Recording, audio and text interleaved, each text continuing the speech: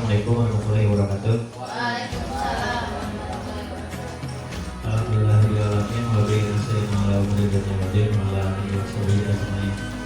Rabbi yassir sadri wa yassir amri wahlul 'uqdatam min lisani yafqahu qawli. Pertama-tama saya ucapkan terima kasih kepada Bapak dan Ibu guru semuanya, rekan-rekan abdi, rekan-rekan saya di SMA Negeri Cakalo. Untuk itu, untuk memperefektifkan waktu kepada Bapak Sunil Jati sebagai humas untuk memberikan sambutan. Terima kasih. Halo. Bismillahirrahmanirrahim. Assalamualaikum warahmatullahi wabarakatuh. Sampurasun. Sehat sedayana? Ini maka puji syukur kalau Subhanahu wa ta'ala.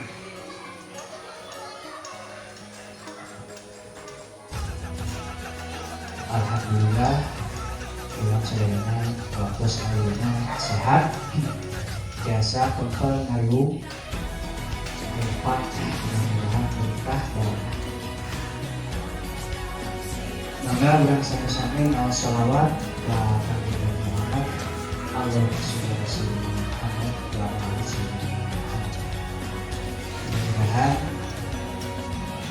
dari mana diberikan urang sedayana sehingga dina waktu sampai urang sampai kami dilakukan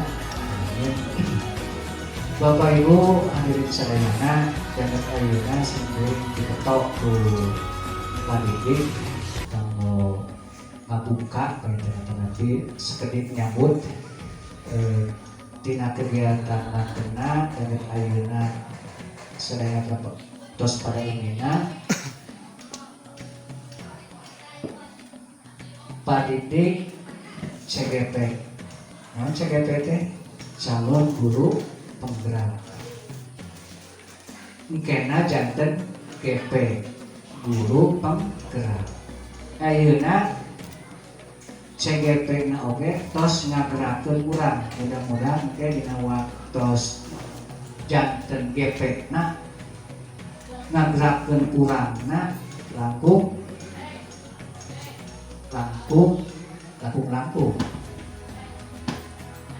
Ya, makanya sapertos tenek ayeuna pengen ieu kusim kuring karemotkeun mah ieu teh ngagerakeun urang gitu. Komode tinggal kana temana penyebaran pemahaman dan penerapan pengalaman budaya positif. Flashback ke pengkernya orang upami bayunan orang kali kumaha tah urang gitu. Mudah-mudahan ayeuna aya bari paosna pencerahan penten ka urang budaya positif kedah kumaha mayunan urang kali teh. Yang tawisna disebut budaya positif. Pergerakan antena CGP padidik ya kantosna mudah-mudahan khususna ka antena ka yang di padidik bijak tinu hasil ilmuna tinu waktos digodogna dalam rangka CGP nya biasa mucekil itunya napal atau nabi mohon lajengna biasa dimanfaatkan khususnya di sekolah urang gitu. Dah lajengna penten ku pergerakan anjeunna urang oge penten urang sadaya oge taktosna penten kedah kacanakeun katarik tinu kumaha CGP atau napi disebut GP nah khususnya mayunan urang kali atau napi dinu pembelajaran sakala rumpina penten. Daya kantosna penten ngajantenkeun ilmu ka urang sadayana kanggo ningkatkeun. Mudah-mudahan aya rogi seperti kabeh kita. Begituna kalau dicekel ke jam dikdik, Pak Dikdik semangat terus. Walaupun ayeuna pengen direncanakeun dinten Sabtu teh waktosna muncekil gitunya. Waktosna rada-rada panjang. Aibreh insiden teh sapertos kieu dipepetkeun dan ayeuna benten. Kaberung ku waktos pada tikna oke mepet ternyata begituna hiji pengiten ke Bapak Ibu mudah-mudahan urang kenging amanah kaduana pengiten nyokong kamantena gitu sibukan kurang istirahat kurang neme oge simkuring di kelas disusulan gitu nyokong anjeunna gitu. Silaturahmi urang ka politiknya semangat terus, doakeun sehat terus, berhasil kena dan GP terus penggerak ka urangna da eta pangpangna sehingga urang anu kolot atawa Bapak Ibu anu ngora biasa nyontoh ka benar. Yuk prosna ka politik.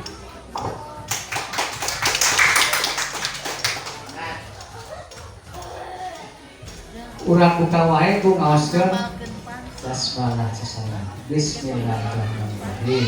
Mudah-mudahan lancar. Sebetulnya disebutnya awakilan ibu kepala. Lebih besar tapi ibu kepala mah.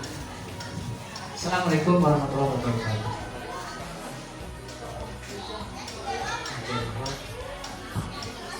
Nuhun ka bapaknya anu tos mengarahkan dan sareng mensupport abdi pribadi. Mudah-mudahan abdi dikasih yang sehat, sareng ilmu tiasa tetapi sareng tiasa meng-share atau membagikan ilmu ke rekan-rekan sadayana khususnya itu kanggo pembelajaran siswa-siswi mau di SMP Negeri 3 Cakalau. Teu abdi hukum, teu kedah abdi hukum painten anu biasa ngagerakeun teh, biasa dayana biasa ngagerakeun Pak. Jangan terpaku dengan bahwa guru penggerak itu bisa menggerakkan juga ya. Jadi semuanya juga sama bisa menggerakkan. Jadi mudah-mudahan painten apalagi guru penggerak sami tapi versinya yang sami. Itu aja. Mudah-mudahan painten kesalajeng oge aya Bapak sareng Ibu guru anu sanesna biasa ngiring guru penggerak. Margi anu ka ieu abdi painten nyata ilmuna sareng pengalamanna sareng silaturahmina anu sareng sanesna. Hatur nuhun ka Bapak beri bade ngarencana mangga abdi bade presentasikan.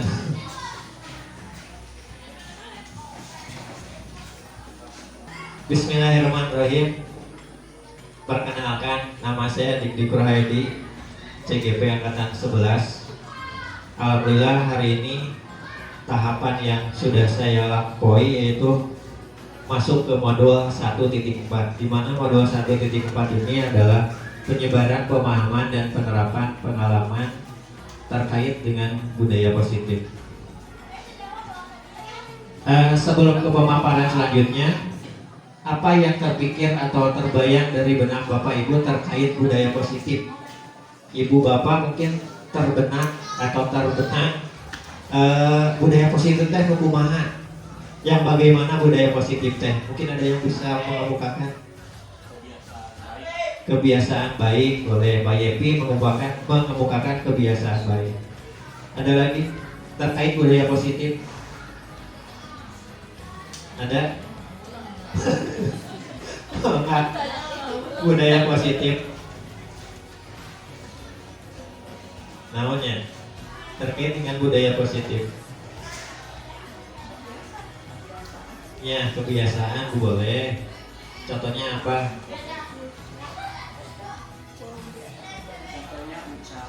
Nah, boleh ucapan yang baik-baik.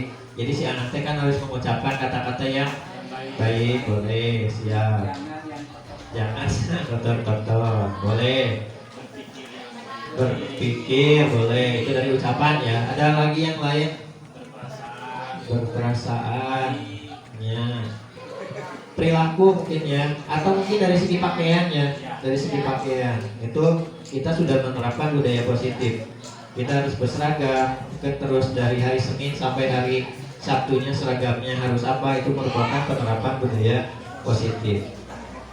Nah, budaya positif tersebut tidak lepas dari tujuan pendidikan yang dikemukakan menurut Ki Hajar Dewantara, yaitu tujuan pendidikan adalah menuntut segala kudrat yang ada pada anak-anak agar mereka dapat mencapai keselamatan dan kebahagiaan yang setinggi-tingginya, baik sebagai manusia maupun sebagai anggota masyarakat.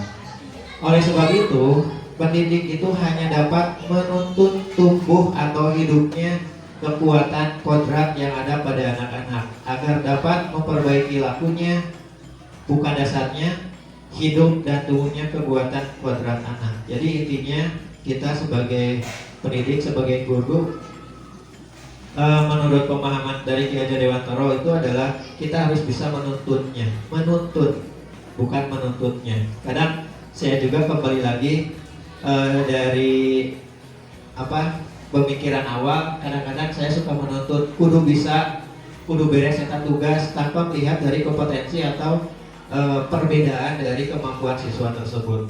Tuh. Budaya positif di sekolah yaitu nilai dan kebiasaan di sekolah yang berpihak pada murid agar mereka dapat berkembang menjadi pribadi yang kritis, penuh hormat, dan bertanggung jawab sesuai dengan profil pelajar Pancasila. Kita sudah menerapkannya ya, di sekolah ada peraturan, terus melihat dari anak-anak sudah sepenuhnya atau sudah melaksanakan dari budaya positif, dari mulai cara berpakaiannya, cara berbahasanya, mungkin ya Pak tadi Pak Agar mau ungkapkan bahasanya, ya mungkin ada ya sebagian yang kadang-kadang suka mengeluarkan bahasa-bahasa yang tidak sesuai. Ada 7 konsep utama terkait budaya positif. Yang pertama, ada perubahan paradigma belajar. Yang kedua, disiplin positif. Yang ketiga, kebutuhan dasar manusia. Yang keempat, motivasi perilaku manusia. Yang kelima, restitusi atau posisi kontrol guru. Yang keenam, keyakinan kelas. Yang ketujuh, segitiga restitusi. Kita bahas yang pertama, yaitu perubahan paradigma belajar. Dalam membangun budaya positif, sekolah dapat menyediakan lingkungan yang positif, aman, dan nyaman agar siswa mampu berpikir, bertindak, dan mencipta dengan merdeka, mandiri, dan bertanggung jawab.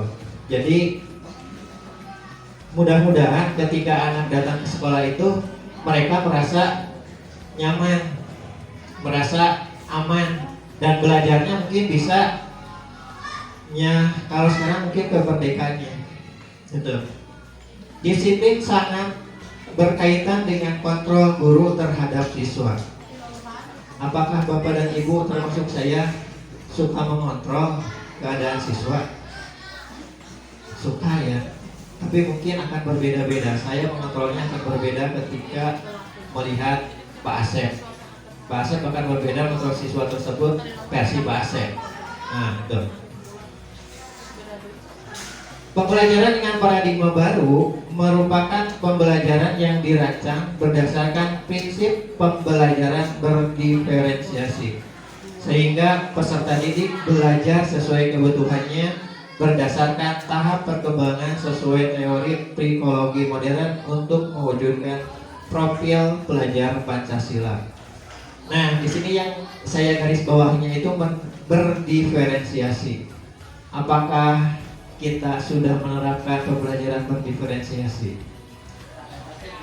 Nah, sama ya Pak, Abi Ugi Sami bingung, ada kebingungan berdiferensiasi, tapi mudah-mudahan bisa terpecahkan. Jadi pembahasannya nanti ya itu mah, jangan di ini sekarang. Jadi berdiferensiasi ini mengarahkan guru tersebut bisa memfasilitasi sesuai dengan kemampuan siswa, kompetensi siswa nan kumaha.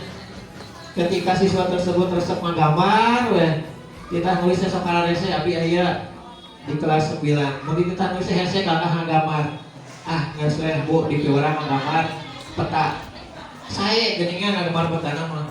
Tapi diarahkan lagi, sok di peta teh ditulisan aya nama negaranya. Bisa geningan eta peta. Jadi minimal murid itu bisa mengarahkan dulu apa yang dia miliki dari kompetensinya, kemampuannya. Itu. Sehingga dari pembelajaran diferensiasi ini kita tidak luput dari profil pelajar Pancasilanya, yaitu berkebinekaan global, bernalar kritis, mandiri, gotong royong, kreatif, sampai beriman, bertakwa kepada Tuhan Yang Maha Esa. Nih, terkait paradigma baru dalam pembelajaran. Nah, ini saya mau mengilustrasikan contoh biasa berpasangan atau bagaimana berpasangan. Seandainya diibaratkannya tangan tersebut membayangkan dalam kepala tangan itu ada sesuatu, bisa Bapak Ibu contohkan lah atau diilustrasikan. Bapak Agan megang apa? Ulah diucapkan. Nah itu, Bu Ella megang apa? Bu Pera misalkan. Bu Pera ingin membukanya kepalan yang ada di Bu Ella. Apakah Bu Ella yang mengepal tangan, apakah Pak Agan yang mengepal tangan akan membukakannya? Pak, boleh diungkapkan mau apa? Dengan bujukan dari Pak Yepi, dengan paksaan dari Pak Yepi, diiming-iming ku Pak Yepi. Nah,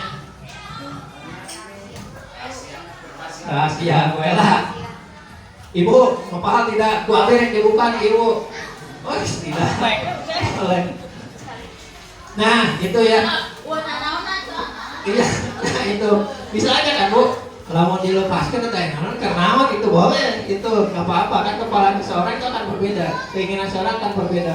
Kepala pagar mungkin tidak akan dibukakan karena ima ya berharga ya berliannya. Kalau di kapalnya pikir mungkin akan, nah itu jadi payah pikir. Nah itu, nah, ini contoh kecil. Jadi kepala atau seseorang itu akan pasti mempunyai prinsip yang berbeda. Nah, ada miskonsepsi tentang teori kontrol yang mungkin ini menjadi bahan penelitian dan bahan pembelajaran.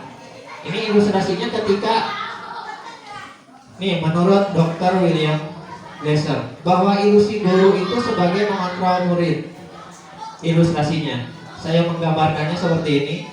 Ilustrasi mengontrol murid. Kadang-kadang kita suka mengontrol murid.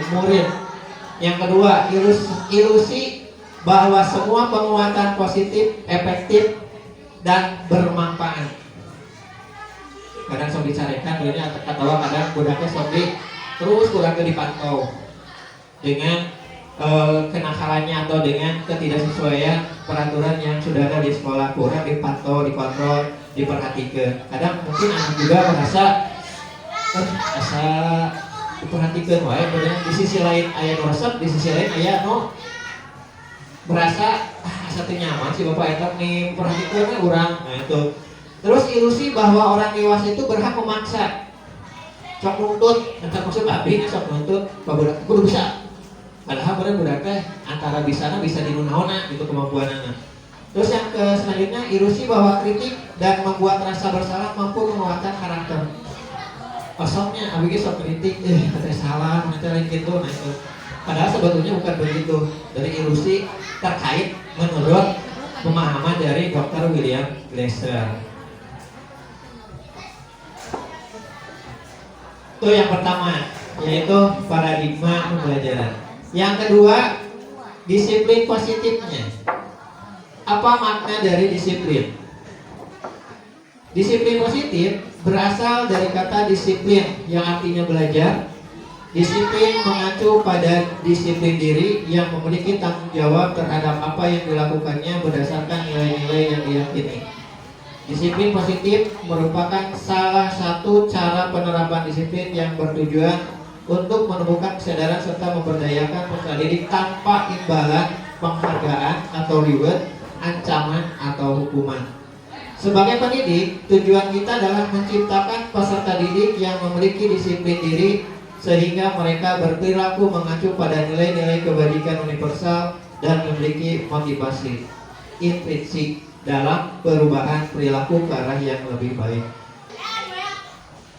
Disiplin adalah kemampuan memerintah diri sendiri dalam mengontrol dan menguasai diri untuk memilih tindakan yang mengacu pada nilai-nilai yang kita hargai dengan penuh tanggung jawab tanpa diperintah orang lain. Nilai-nilai yang kita hargai adalah nilai kebajikan, sifat positif manusia yang merupakan tujuan mulia yang ingin dicapai setiap individu, yaitu nilai-nilai dalam profil pelajar Pancasila. Bisa dipahami ya Ibu, Bapak, bahwa disiplin itu kemampuan pemerintah minimal anak tersebut punya tanggung jawab dan tanpa diperintah lagi ketika sudah bisa menerapkan disiplin positifnya. Yang ketiga, manusia itu mempunyai kebutuhan dasar. Apa saja kebutuhan dasarnya? Kebutuhan dasar manusia adalah segala sesuatu yang kita lakukan untuk mendapatkan apa yang kita inginkan. Kita semuanya punya kebutuhan. Ada kebutuhan dan ada keinginan. Kalau dalam IPS-nya Bu, ada kebutuhan mah harus dipenuhi. Kalau keinginan wios ya, gitu. Kalau kebutuhan kalau tidak terpenuhi mungkin akan menjadikan bisa sakit sampai dengan bisa kematian. Nah, apa saja kebutuhan yang kita perlukan? Yang pertama, cinta dan kasih sayang. Betul nih. Yang kedua, penguasaan.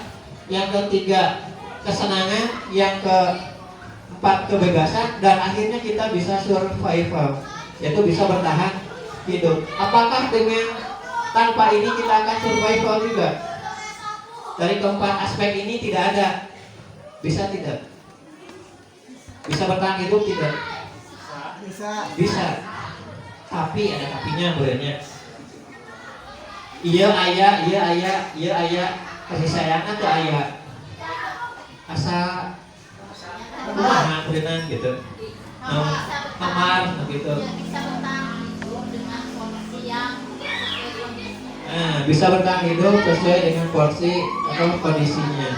Iya ayah. Karena jalan-jalan bisa bertahan hidup. Bisa.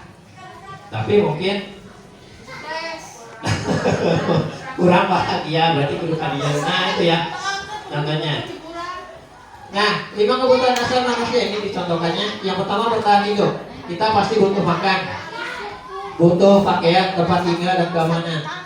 Kita butuh kasih sayang dan rasa diterima, dipedulikan dan kerjasama. Alhamdulillah ya, sekarang juga kita saling kerjasama.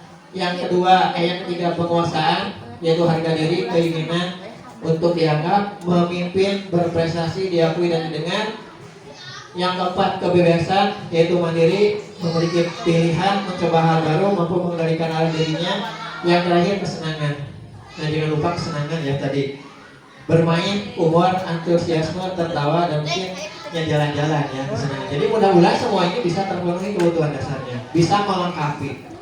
Meskipun mungkin ada di salah satu ini bisa hilang, tapi kita masih tetap bisa survival, bisa bertahan hidup. Nah ini kebutuhan dasar. Yang selanjutnya, yang keempat, semua perilaku tersebut memiliki tujuan.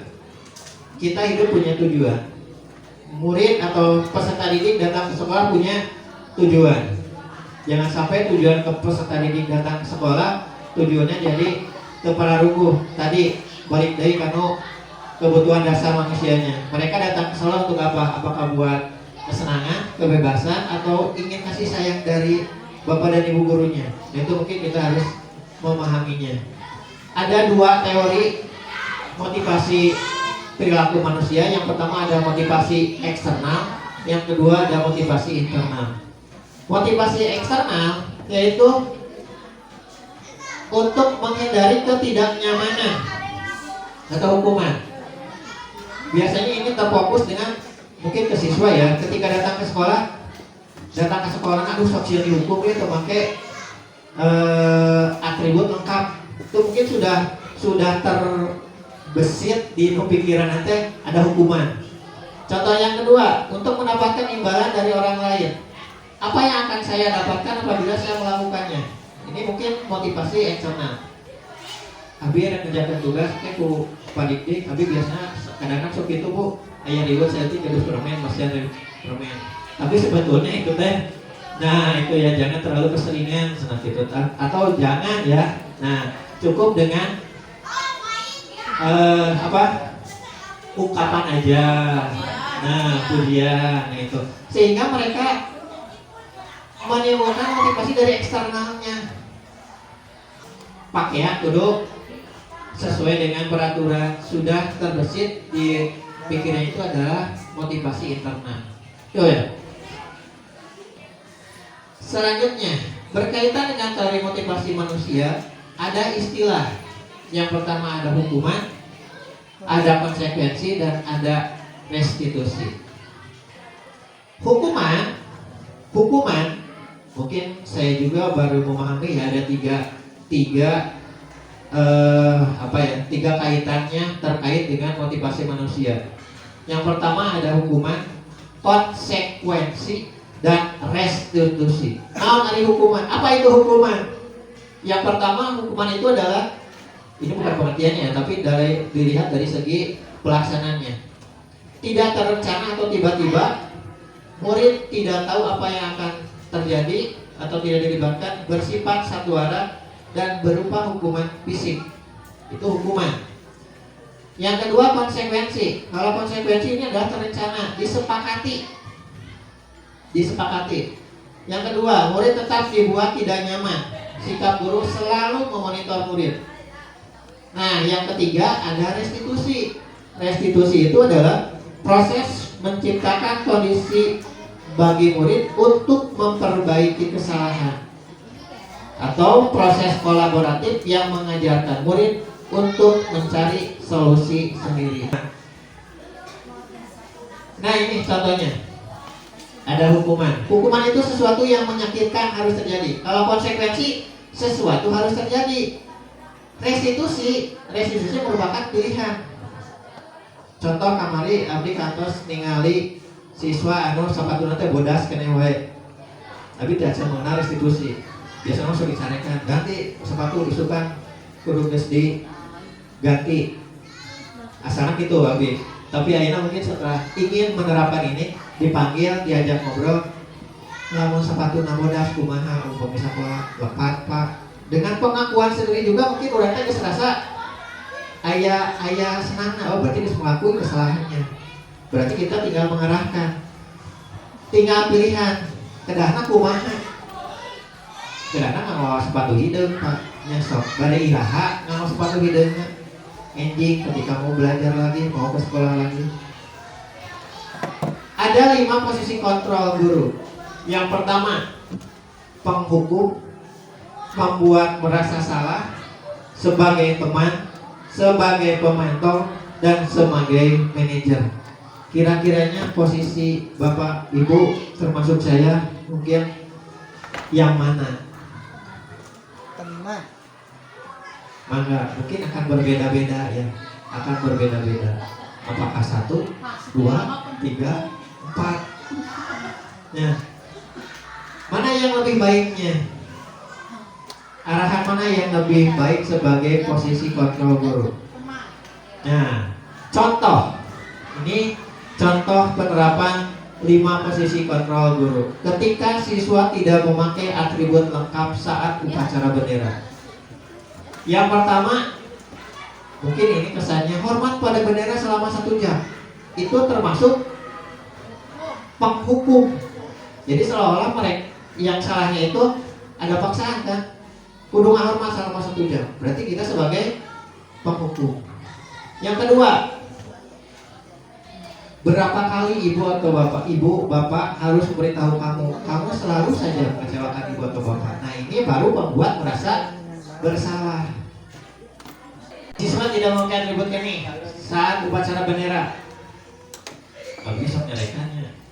Tuh pakai atributnya, Pak. Maafkan anak-anak. Ayo dong, ikuti aturan sekolah. Tolong bantu Bapak Ibu ya sekali ini.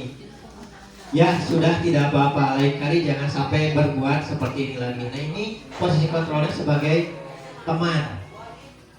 Yang selanjutnya masih ceritanya atribut.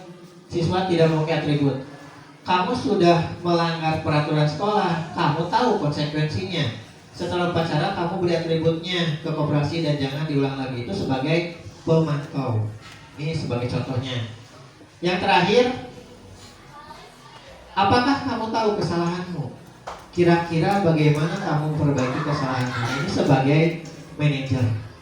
Nah, penerapan posisi kontrol guru ini mana yang pernah atau sering kita lakukan?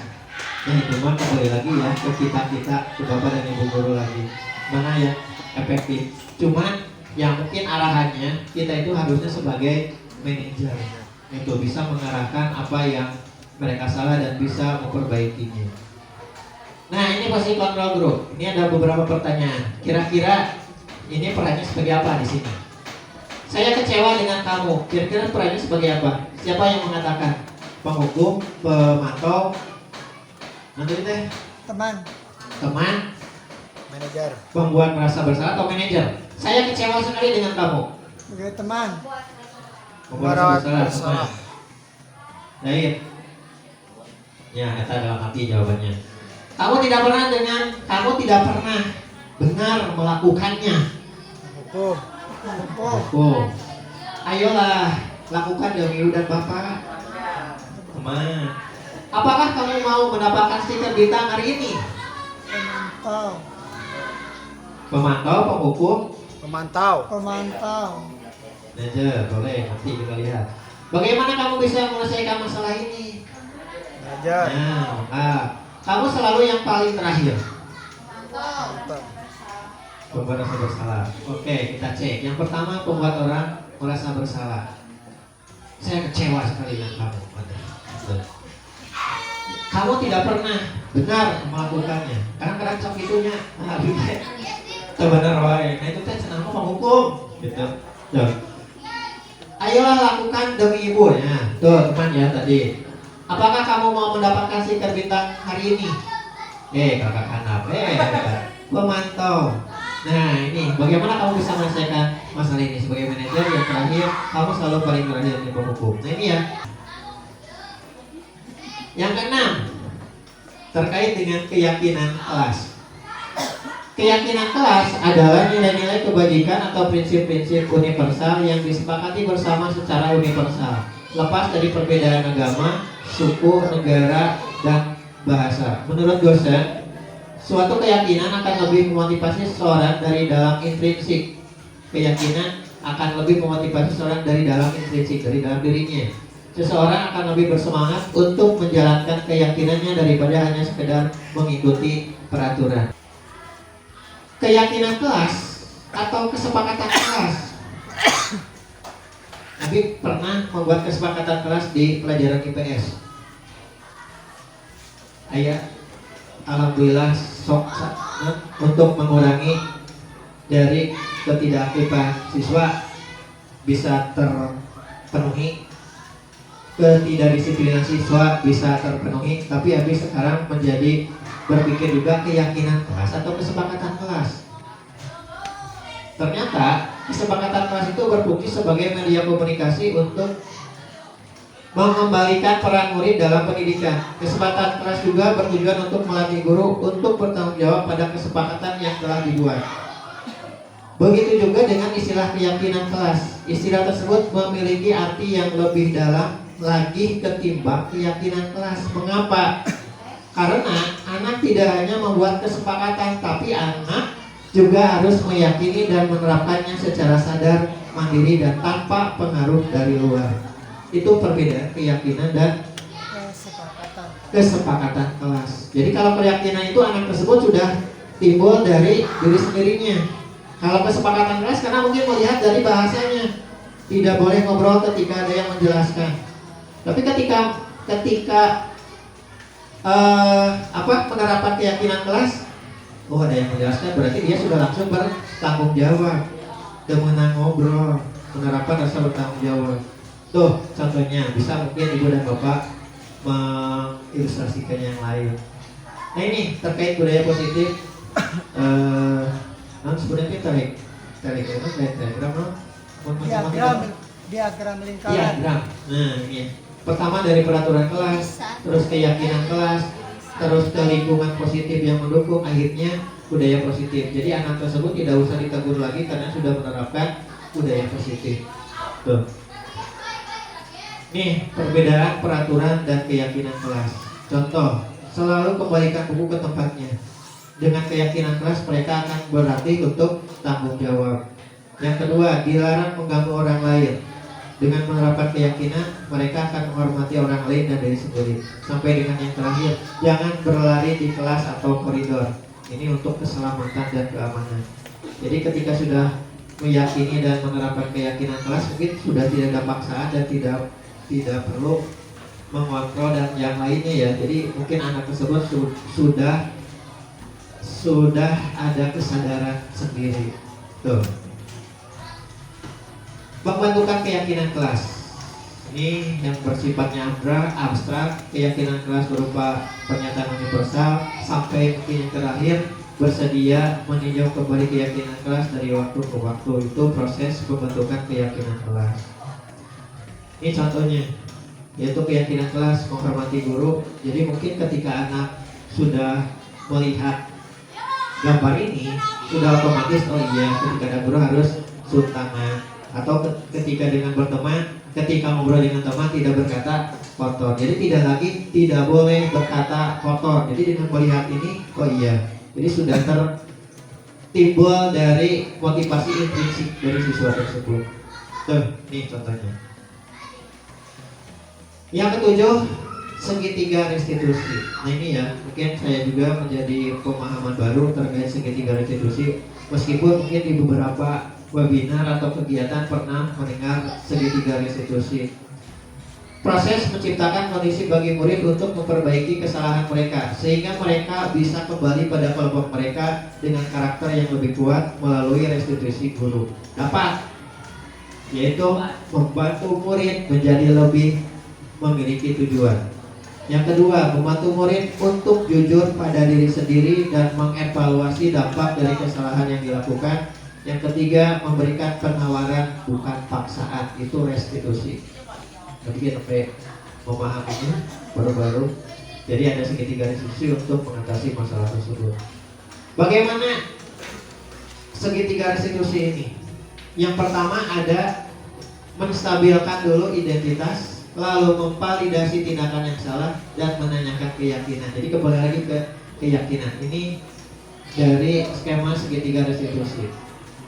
Tahapannya, yang pertama tadi menstabilkan identitas. Ketika mungkin ada anak yang bersalah, ulah wara ujung-ujung nyalahkan. Mungkin di sini mengklarifikasi dulu. Berbuat salah itu tidak apa-apa. Tidak ada manusia yang sempurna. Saya juga pernah melakukan kesalahan seperti itu. Kita bisa menyelesaikan ini dari permasalahan tersebut. Bapak Ibu tidak tertarik mencari yang salah, tapi Bapak atau Ibu ingin mencari solusi dari permasalahan ini. Ini menstabilkan identitas. Jadi mengklarifikasi dulu dari kesalahan yang siswa perbuat. Yang kedua, validasi tindakan yang salah.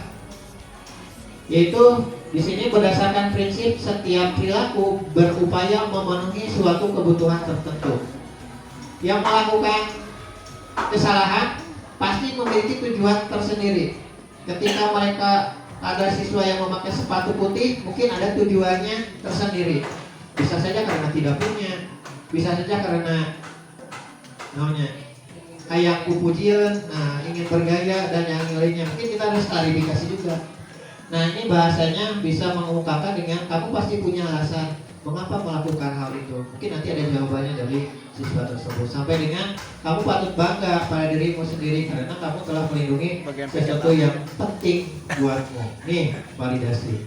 Nah yang terakhir, menanyakan keyakinan.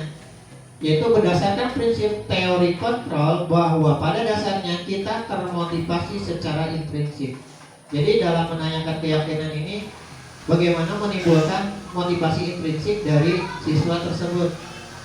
Kita kembali lagi ketika kita sudah membuat keyakinan atau membayangkan keyakinan, kalau melakukan hal tersebut apa dampaknya, baik atau tidak. Mungkin anak sudah bisa menjawab. Yang kedua, apa nilai-nilai yang kita telah sepakati ketika di kelas ribut. Kadang sok kita binaha makanya ribut. Pantas tuh, kadang ada yang menjawab, dan ada yang langsung tidak ribut, cici. Itu. Apa bayangan kita tentang kelas yang ideal? Tuh, untuk menanyakan keyakinan. Kamu mau jadi orang yang seperti apa? Ketika di dalam kelas mungkin ribut wae, kadang abi sok naroskeun bade jempe, ieu bade dikumahakeun selanjutnya. Yang bade belajar Pak, sok atuh jempe. Jadi dengan hahao mungkin bisa saja ya Ibu Bapak hahao.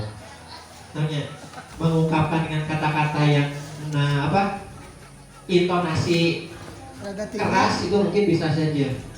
Tapi lah kembali lagi akhirnya ke diri kitanya. Bagaimana kita cara mengontrol kita, posisi guru itu sebagai kontrol yang mana. Tuh, sampai dengan tadi ada yang namanya segitiga restitusi dalam mengatasi masalah siswa di sekolah. Penutup, dalam penerapan program disiplin, hendaknya guru memiliki standar kepribadian profesional dan sosial yang baik, di mana guru mampu merefleksi dirinya dalam posisi kontrol saat ini, bagaimana perjalanan dirinya sebagai among ya. Jadi kita mengharapkan guru tersebut sebagai manajer, tidak sebagai penghukum, tidak sebagai pengontrol, tidak sebagai pembuat rasa bersalah, tidak sebagai teman, tapi sebagai manajer yang menuntut murid-muridnya menjadi insan yang mandiri, merdeka, dan bertanggung jawab sesuai dengan standar nasional pendidikan. Kembali lagi ke manajer, dalam manajer tersebut semuanya sudah mencakup ya. Ada temannya, ada pengontrolnya, ada pengawasnya, sampai dengan pembuat rasa bersalah, itu semuanya dari manajer. Jadi mudah-mudahan semuanya yang ada di sini, kita sebagai guru, kita menerapkannya sebagai among atau manajer dalam pendidikan dan untuk kemajuan siswa. Terima kasih atas perhatiannya. Guru bergerak, insya Allah Indonesia maju. Ada yang mau berefleksi atau refleksi ayah saudara terkait dengan pemaparan disiplin positif?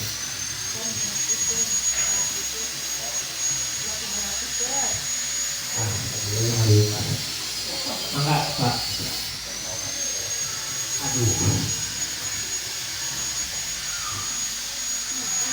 Setelah kita mendengar paparan dari ya mengenai budaya positif, di dalamnya ada disiplin positif dan restitusi. Restitusi. Tentunya kita Bapak Ibu guru mendapat ilmu yang baru ya, bagaimana menghadapi restitusi. Dari segi ucapan, tindakan atau teladan kita tentunya. Ucapan pun menurut saya jangan sampai kita keluar yang berbau pujian pun itu diusahakan jangan gitu.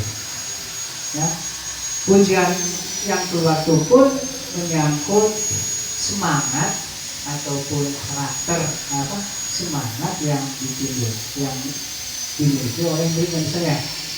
Misalnya ada siswa yang bisa mengerjakan, bagus, kamu bisa, bukan sekedar itu ya, tapi dari hasil apa dia bisa tuh berpikirnya gitu kan. Jadi yang harus ditekankan itu berpikirnya. Bagus, kamu sudah bisa berpikir dengan baik sehingga bisa menyelesaikan masalah ini.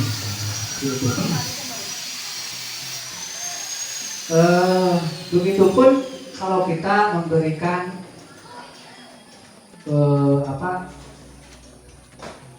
hal-hal yang positif kepada murid kita, misalnya sebagai ucapan kita ya. Kalau di kelas kita berbicara ada jangan, ada dilarang, ada gak boleh gitu kan, ataupun apa ya. Nah kan itu kalau jangan nanti dikaitkan dengan kata yang buruk ya, yang negatif ya. Nah itu harus kita ubah menjadi yang positif ya. Misalnya jangan seperti itu, harusnya bagaimana? Berarti harusnya yang harus sering kita katakan itu, bukan jangannya gitu. Sehingga yang terniat di dalam ini yang positifnya itu gitu kan. Itu. Terus dalam restitusi kalau menurut saya kalau melihat paparan tadi ya, anak anak merasa bersalah pun kalau menurut saya itu kurang tepat juga gitu. Oh benar gue salah, nah itu kurang tepat juga kalau menurut melihat paparan tadi. Kalau anak sudah merasa bersalah, nantinya bisa saja anak itu akan nyumput gitu kan, salah itu kan ciut atau apa gitu ya. Tapi seperti tadi nggak apa-apa, nah, bapak pun gitu kan, udah pernah kan contohnya bahwa orang di kelas itu yang kabur kayak Pak Rohman, itu kan apa? Nah seperti itu bapaknya pernah, nah seperti itu ya. Artinya anak itu akan segera pulih gitunya penyadarannya, nah, sehingga kedepannya ya lebih baik lagi. Itu kalau menurut saya dari hasil barusan. Terima kasih.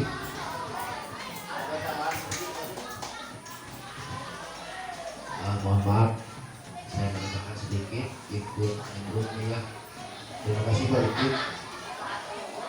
Setelah saya cermati, memang kita harus mengambil itu, yaitu secara etis fisikal. Silakan Bu ya, sudah betul sekali, saya setuju sekali. Terima kasih ilmunya.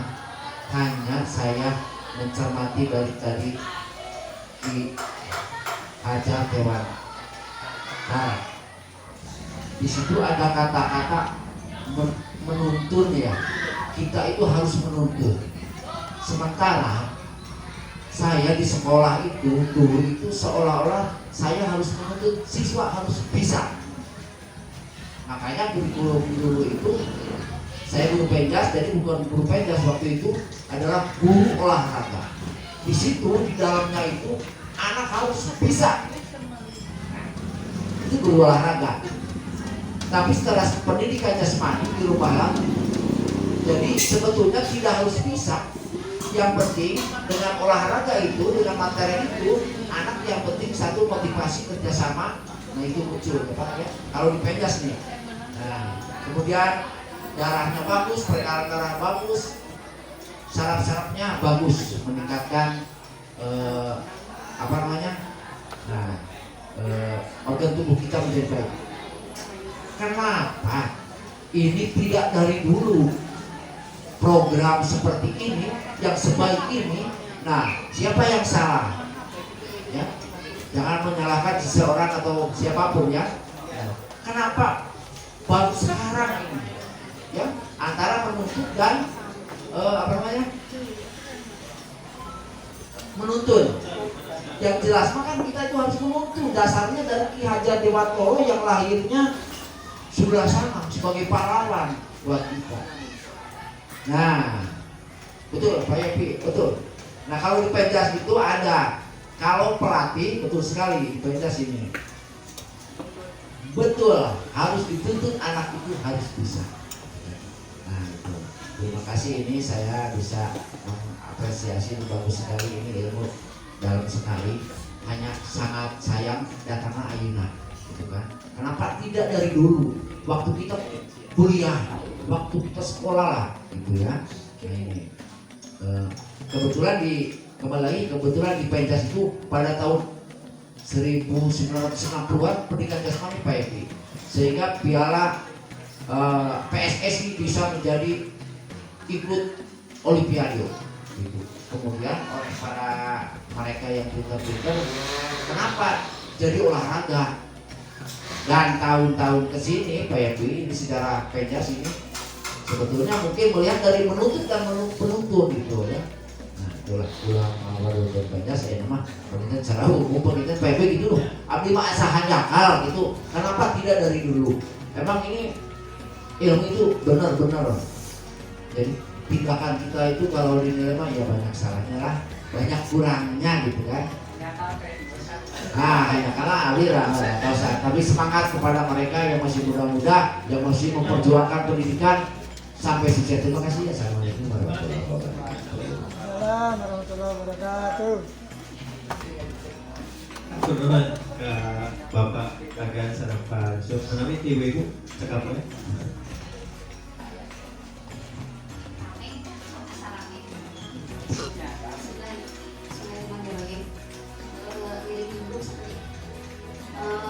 Segitiga restitusi ini sebetulnya ilmu yang sangat menarik. Kenapa? Karena pada kenyataannya kita penerapannya itu banyak sekali tantangannya, sangat susah kalau untuk dilaksanakan. Tapi ini hal yang sangat penting. Dari kalau budaya positif itu sebetulnya kayaknya itu tujuan akhir kita ya, menciptakan budaya positif baik kita sebagai pengajar maupun siswa gitu kan, dituntut untuk terciptanya budaya positif di lingkungan kita sekolah. Nah, bagaimana budaya positif itu bisa dilaksanakan atau bisa tercipta? Pada dasarnya setiap manusia itu berperilaku itu pasti punya alasan yang tadi tanya Pak Adik. Kalau apalagi kita, misalnya siswa juga melakukan suatu tindakan atau perilaku itu pasti memiliki alasan untuk memenuhi kebutuhan dasar tadi ya, yang 6 kalau nggak salah, tidak tahu ya,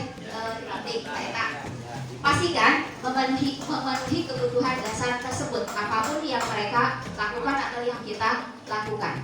Nah, dengan kebutuhan dasar tadi yang beda-beda, nah kalau kita tidak mencarinya apa alasannya itu kebutuhan dasar yang dia penuhi itu, pasti kita akan mengambil solusinya tadi sebagai penghukum itu ya, pengontrol, merasa bersalah, pasti itu kan tindakan yang akan kita lakukan untuk mengantisipasi perilaku yang timbul dari anak itu.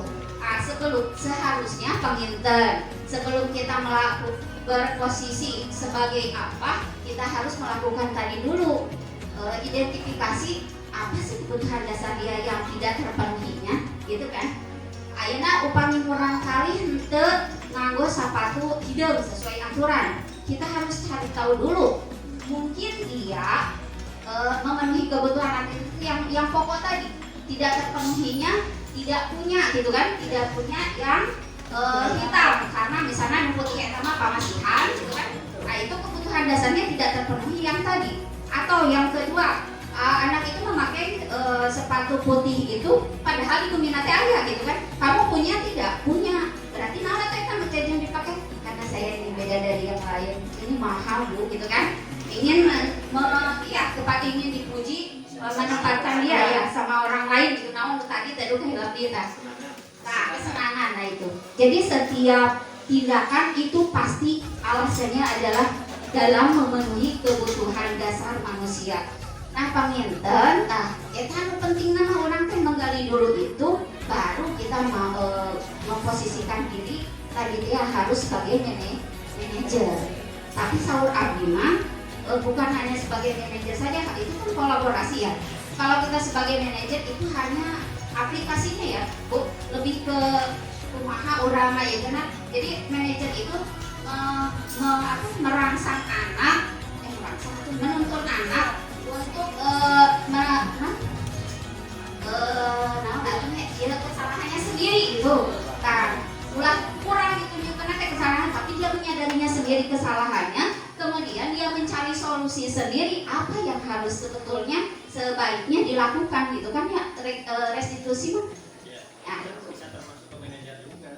iya dari manajer maksudnya dari manajer itu lebih ke sana tapi pemantau juga bisa ya karena setelah manajer dilakukan apa di dalamnya ada juga itu sebenarnya harus ada kontrol juga kalau nyata panggil gitu harus itu dan itu kalau seperti tadi kan hubungan positif apa yang di atas itu yang merah-merah gitu kan lapisan-lapisan itu jadi manajer itu mengelola semua di dalamnya yang tadi sebagai penghukum merasa malu jadi memang kalau dari segi pendidikan mendidik anak itu harus macam-macam nggak bisa satu macam karena kita tahu anak itu harus terus kali bahasa seperti itu mah kudu dicerewedan sebenarnya jadi nanti sehingga bisa terjadi satu kesimpulan oh iya anak ini berhasilnya seperti ini berhasilnya harus pakai ini begitu kan ya jadi hubungan positif hubungan apa itu yang medis positif itu jadi apa yang namanya itu budaya positif itu terbentuk karena ada cara-cara beberapa cara yang dilakukan tidak bisa misalkan oh ini satu ini saja satu ini saja tidak bisa jadi harus beberapa macam di satu dikompilasikan dikolaborasikan jadilah satu budaya positif itu seperti aja sekarang kita pakai pembiasaan itu kan salah satunya untuk budaya positif jadi tetap manajer itu tadi kata yang bagus manajer itu bagaimana tekniknya menjadi manajer agar manajer tersebut bisa kita lakukan dengan cara seperti hukuman kalau itu perlu diberi hukuman seperti itu kalau menurut pendapat ibu nggak bisa sekarang harus restitusi sebenarnya padahal di isi restitusi itu ada beberapa yang tadi dikelakukan tadi jadi kalau itu tidak bisa harus sebagai hanya manajer saja hanya sebagai teman saja sebenarnya nggak begitu karena karakter orang beda-beda karakter murid beda-beda ibu mama sana gini maksudnya masih terngiang tujuan cara pendidikan dulu bahwa kita harus bisa sebagai pengelola dengan karakter tiap anak punya karakter masing-masing ya jadi enak seperti enak istilah beda ayah istilah enak gitu ya pakai tadi teh anu berbeda-beda teh kemana tadi teh diferensiasi jadi udah diferensiasi kan karakter anak beda-beda alasannya juga beda-beda jadi sebenarnya kalau ibu mah ngambil kesimpulannya gini bahwa semua harus bisa kita lakukan untuk membentuk budaya positif ya memang akhirnya hukuman kamu budak karakter nasi widi gak bisa hujan kan kudu ulang itu widi jadi pada kenyataannya seperti itu kan cuma kita bertujuan tadi kita akan membentuk budaya positif dengan beberapa cara yang dilakukan jadi saya somat mageningan ya ari jadi kolotek itu cerewet jadi lamun anak yang benar sok jadi minum cerewet lamun minum cici silakan itu anak gitu ya mungkin dia dari ibu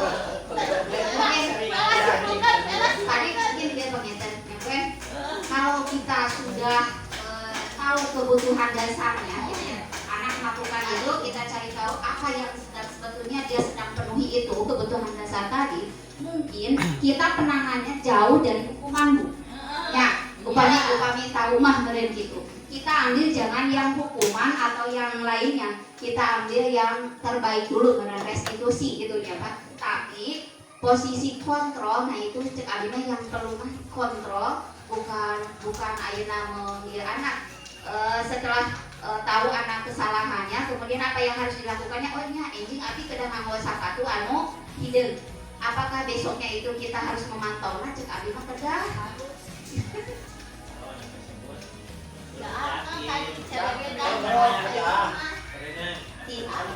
Tapi kan keyakinan itu perlu waktu dan perlu proses gitu. Yang sana Bu El kontrolnya dia dengan kontrol sampai jadi Iya. cuma Iya. Jadi kurang teh ulah rugikan kaburju atau saya pasti yakin aja. Tapi secara tidak langsung kita juga mengontrol gitu, maksudnya gitu. Kalau posisi hukuman mungkin kita urang rada diterlihat karena tadi teh dengan punya alasan tadi teh kenapa dia seperti itu, oh memenuhi kebutuhan dasarnya itu. Nah sih rada kirana mendekati gitu anu penyelesaian gitu gitu. Mohon ngatur buka ilmu ngarasikeun nama. Assalamualaikum warahmatullahi wabarakatuh.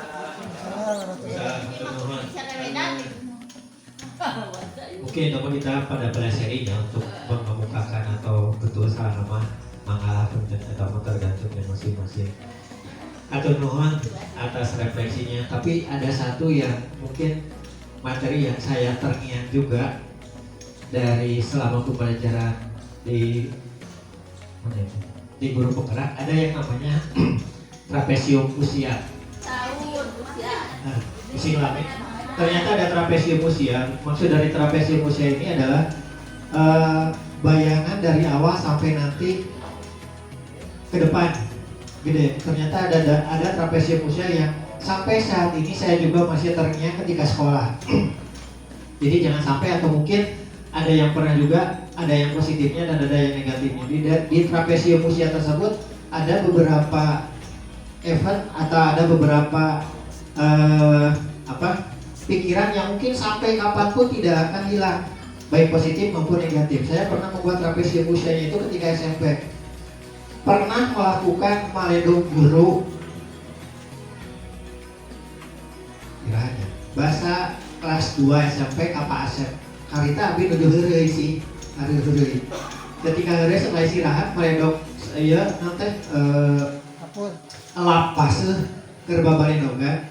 Ternyata pas bel berbunyi, bel nanti kadamu di SMP tidak berenang, tapi pas hari itu Pak Asep masuk langsung kabaredog ke Pak Asep. Pak Asep bicara, nah itu dicarekan, dibawa KBP, di harita kebetulan saya masuk ke ekstrakurikuler obade, di obade jadi karena diajakan. Nah itu menjadi trapesium usia bagi saya gitu.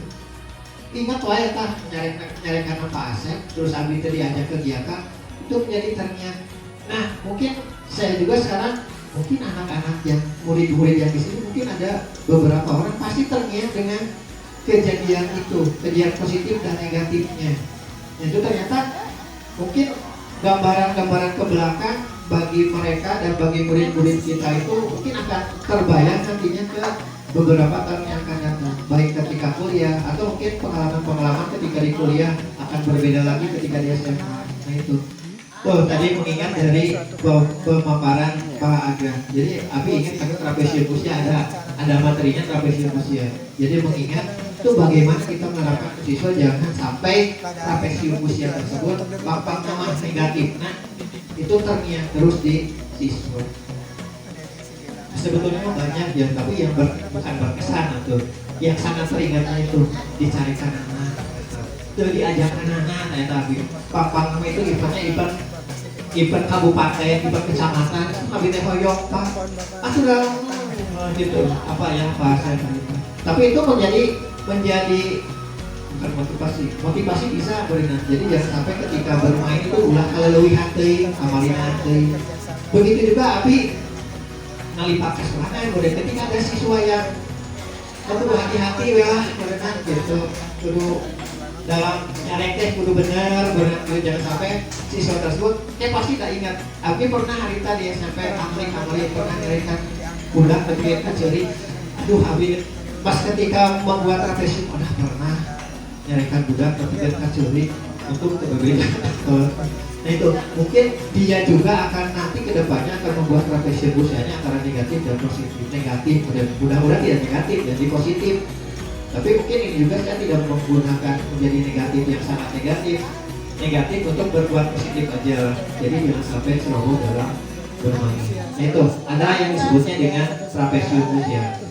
Nih, alhamdulillah untuk pemaparannya, diseminasinya sudah berjalan. Alhamdulillah sudah saya sampaikan. Mudah-mudahan bermanfaat. Mohon maaf apabila ada kata-kata yang kurang bisa dipahami. Bapak dan Ibu mungkin sering atau bisa memahaminya sendiri atau bisa mengkajinya sendiri. Terima kasih atas waktunya. Untuk kegiatan diseminasi ini, Bapak mungkin ada mau penutupan? Pak Mansur, maka penutupan untuk kegiatan diseminasi. Terima kasih atas partisipasinya. Mudah-mudahan ini adalah pembelajaran bagi saya juga ya, bukan mau menggurui Bapak dan Ibu guru. Kita pada sharing. Mudah-mudahan kita akan mengajukan murid siswa-siswi yang ada di SMA Negeri 3 Rancakalong. Kita mengharapkan siswa-siswi yang di SMP Negeri 3 Rancakalong itu sesuai dengan apa yang dicita-citakan dan apa yang kita cita-citakan kepada siswa-siswi yang ada di SMP Negeri 3 Rancakalong. Terima kasih atas perhatiannya. Assalamualaikum warahmatullahi wabarakatuh. Kita